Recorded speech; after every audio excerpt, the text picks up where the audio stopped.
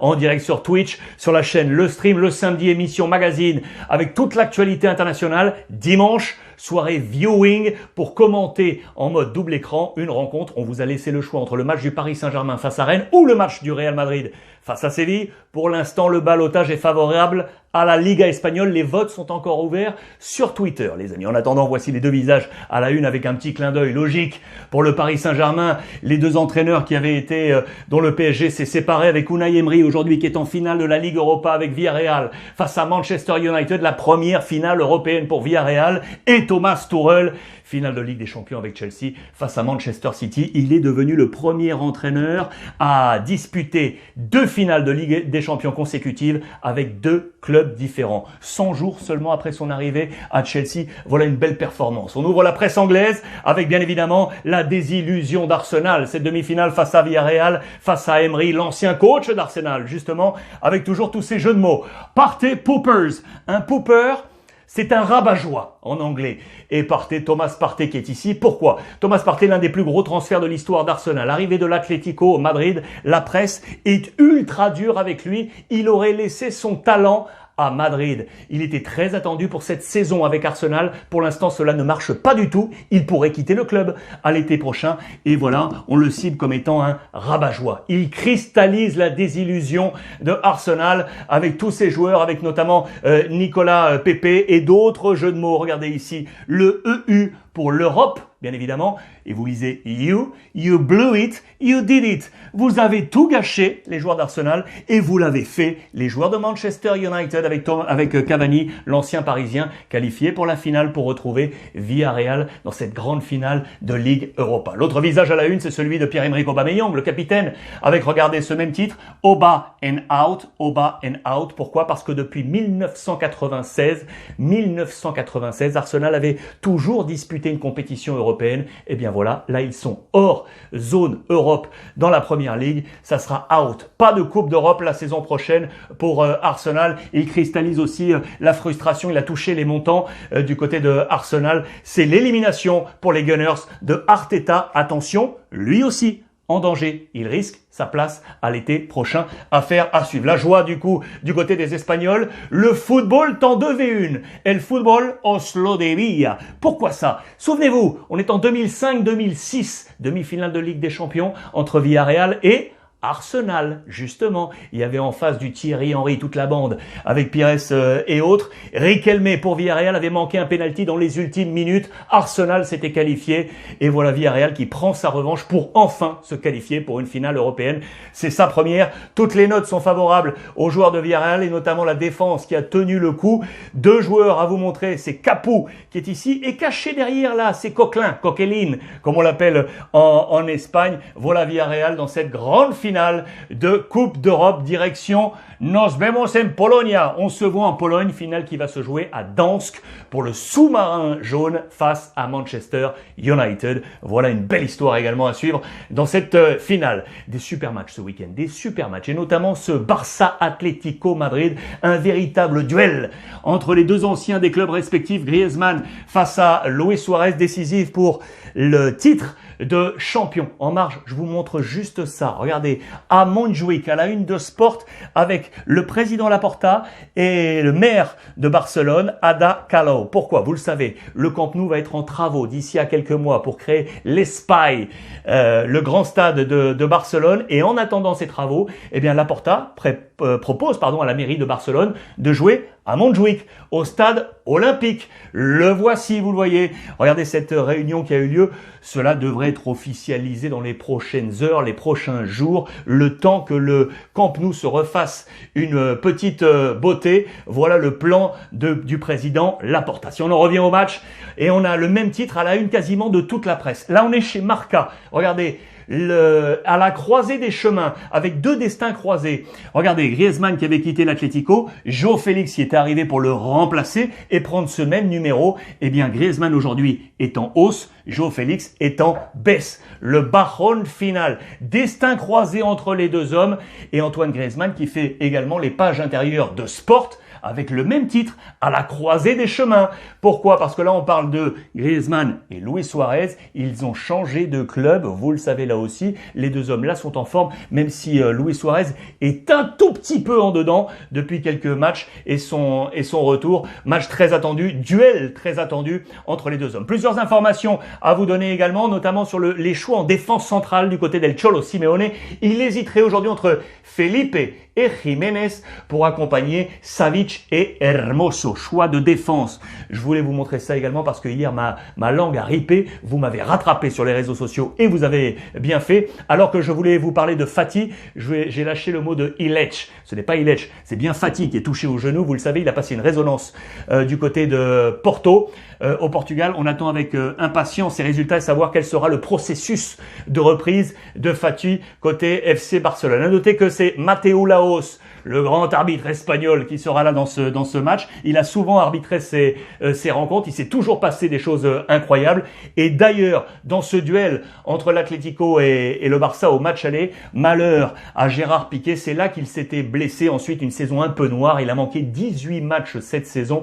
Il s'était blessé alors au genou dans ce match aller pour Gérard Piqué. On va suivre également attentivement Geoffrey Kondogbia. Ça nous fait plaisir. Il était arrivé, vous le savez, en début de saison. Il a mis du temps à trouver ses marques dans le plan del Cholo Simeone et en cette fin de saison, il est ultra précieux. Il devrait être titulaire. Ça, c'est à suivre. Il devrait être titulaire pour ce match. Il a été très bon face à Elche. En tout, 6 titularisations seulement cette saison. On espère le voir titulaire demain face au Barça. Voici les plans détaillés. C'est probable dans les colonnes de Sport. Je vous montre juste le plan probable du Barça. Ter Stegen, Piqué, Araujo, Langlais, Dest, Alba, Busquets, De Jong, Pedri, Griezmann, Messi. Affaire à suivre. Suivez les comptes d'Aurore Thibault. Elle vous donne toutes les informations sur l'actualité de la Liga tous les jours. Intéressant pour avoir tout ce qu'il faut pour les matchs. Si on en vient à l'affiche de notre dimanche, vraisemblablement, c'est le match que nous allons commenter ensemble. Donc la viewing party, Ruiz Club, 20h30, dimanche soir, sur Twitch, sur la chaîne, le stream avec les copains de First Team.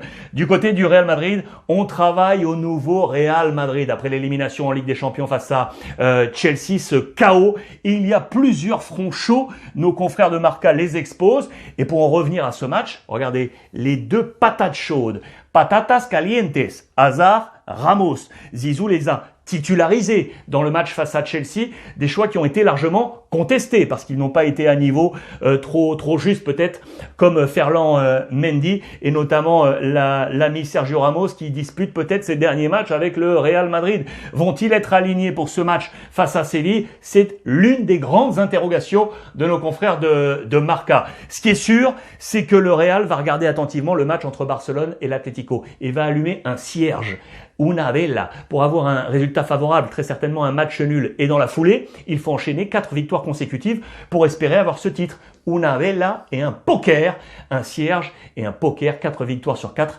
pour aller chercher ce titre du côté du Real Madrid. La saison prochaine se prépare, comme je vous l'ai dit, avec notamment David Alaba. Voilà pourquoi je vous parlais du départ de Ramos et attention peut-être de Varane également. Alaba a officiellement, ça y est, fait ses adieux aux supporters du Bayern Munich. Il devrait arriver dans les prochains jours. C'est un secret maintenant de Polichinelle du côté du Real Madrid. Où cette image, vous le savez, je vous en ai parlé hier, n'a pas du tout plu. Au terme de l'élimination face à Chelsea, regardez le large sourire d'Eden Hazard. Allez jeter un coup d'œil sur la revue de presse d'hier avec ses anciens coéquipiers. Ça, les supporters du Real Madrid ne peuvent l'admettre. Et du coup, qu'a fait Eden Hazard dans ces dernières heures? Il a présenté ses excuses en anglais, en espagnol. Ça, c'était sur son compte Instagram. Hazard pide perdón. Il demande pardon. Il va devoir remonter dans l'estime des supporters du Real Madrid. Attention parce que pour le Real en face, il y aura l'ancien entraîneur du Real qui n'avait pas du tout marché quelques mois seulement avant d'être débarqué, Julen Lopetegui, qui a un caillou dans la chaussure. C'est son dernier défi, su ultimo reto, après avoir vu son équipe être écartée de la course au titre avec une défaite lors du dernier match à domicile face à Bilbao. Et à noter que, regardez, je vous montre ça, ça fait depuis 2008, depuis 2008 que Séville ne s'est pas imposé à Madrid. 2008, c'est dire, c'est un caillou dans la chaussure pour le club et pour Julen Lopetegui. Il va tout mettre en œuvre pour tenter de battre le Real Madrid. Je vous donne les cotes, tiens. Je vous donne les cotes déjà en ce vendredi avant le match de dimanche. Attention, ça va bouger. Attention, mais pour l'instant, la victoire du Real Madrid, elle est à 1,95. Le match nul est à 3,55. Et attention, Séville, pour l'instant, est à 3,70. C'est chaud. N'oubliez pas, les amis, si vous avez envie de mettre une petite pièce, si vous n'avez encore jamais parié, c'est votre premier pari, vous foncez sur NetBet avec ce code-là. Le Ruiz Club, avec ce code, 160 € offert 150 plus 10. Et je vous passe un petit message. À vous, là, les copains du continent africain. Vous m'avez envoyé des messages sur les réseaux sociaux pour me dire, Alex, le code ne marche pas. C'est vrai. En Afrique, ce code ne marche pas. Ne marchez pas. Car ça y est, avec NetBet, on vous a ouvert un code spécial pour vous sur le continent africain pour ces 12 pays. Regardez cette liste, les 12 pays qui sont ici cochés, vous les voyez, avec Madagascar. Il y a maintenant un code spécial à suivre. Je vais vous le glisser sur les réseaux sociaux. Et toujours avec le Ruiz Club, comme code promo, avec ce code Ruiz Club, si vous entrez, eh bien regardez, 50% de bonus sur votre premier dépôt. Voilà pour tous les copains d'Afrique. Ça, c'était pour vous en réponse à tous vos messages. Je vais vous glisser ce code dans les prochaines heures. Que va faire Zizou? Tout va dépendre de cette ultime bataille dans cette Liga. Zidane est en train de réfléchir. Zidane se lo piensa. Vous vous souvenez de cette image où il avait quitté le président Florentino Pérez. Et pourquoi il réfléchit? Peut-être, parce qu'en Italie, on l'attend. La presse italienne aujourd'hui avec Tuttosport, la presse de la Juve. Regardez, Zizou Juve, pour peut-être retrouver ce club dont il a porté les couleurs en tant que joueur et peut-être retrouver Cristiano Ronaldo. Ça, c'est une affaire à suivre également. En Italie, on parle toujours de l'Inter maintenant, champion et ce 19e titre. On a parlé de Lukaku, on a parlé de Conte, on a parlé de Zhang, on parle de Eriksen aujourd'hui. Ce n'est qu'un début. Eriksen, ce grand transfert arrivé en provenance de Tottenham qui en début de saison n'avait pas du tout marché. On se disait qu'il allait même être débarqué à l'hiver. C'était absolument incroyable. Et puis petit à petit, il a travaillé pour finalement Capito Conte. Il a compris les plans de Conte. Il s'est inscrit pleinement dans ce schéma. La joie est là. Il est content. Felicita. Il va rester comme homme de base pour ouvrir un nouveau cycle. Eriksen du côté de la formation de Conte, l'Inter, et là, vous le voyez. Ce qui est sûr, c'est que Zhang va apporter une politique, je vous en ai déjà parlé, d'austérité. Attention, pour le prochain marché des transferts, des salaires, des gros salaires devraient sortir et on va aller chercher avec BP Marotta, le directeur sportif, des joueurs bon marché, des bons profils. Il y a plusieurs joueurs qui sont ciblés, notamment Milenkovic, qui est ici 23 ans de la Fiorentina, ou encore le gardien là, Gulacsi, qui pourrait arriver. On cherche du bon rapport qualité-prix du côté de l'Inter Milan. Je vous rappelle que ce week-end, attention, la bataille pour les places Ligue des Champions, également ici avec la Juve, Milan et le Napoli. La Juve et Milan qui se retrouvent d'ailleurs les amis, c'est l'affiche de dimanche également avec Monsieur Pipo, Philippe Genin, 20h45, plusieurs batailles au cœur de ce match. Tout terrain, avec notamment les deux bip-bip, là, les turbos. Cuadrado face à Hernandez, les deux turbos, comme on les appelle. Il y a d'autres schémas. Il y a au milieu de terrain ici la bataille entre Bentancur et Çalhanoğlu, ou encore le choc frontal entre Cristiano Ronaldo et Kier. Différents chocs dans ce grand match attendu entre la Juve et l'AC Milan. Le coup de tonnerre de ces derniers jours, c'est bien ça, bien évidemment, c'est Mourinho qui débarque du côté de l'AS Roma avec un contrat pour 3 ans, 7 millions d'euros par an. Le coût réalisé par Thiago Pinto, le directeur sportif portugais, en association avec Jorge Mendes. Bien évidemment, on est en train de travailler sur sa stratégie de Mourinho. 3 hommes ciblés, je vous ai parlé de target déjà hier avec une liste assez longue. On resserre cette liste. Priorité visiblement pour David De Gea, le gardien espagnol de Manchester United, Isco, le milieu de terrain du Real Madrid, ou encore Renato Sanchez, le milieu de terrain portugais de Lille. Attention, ces 3 hommes ciblés par José Mourinho. Là aussi, c'est à suivre dans le prochain mercato. L'AS Roma toujours avec le Parisien, lui le Romain, le Romanista, Florenzi, qui a un coup d'œil sur l'arrivée de José Mourinho, qui dit que c'est super. Ça va être une autre AS Roma. La question lui est posée. Est-ce que tu reviendrais pas à Rome? Tiens.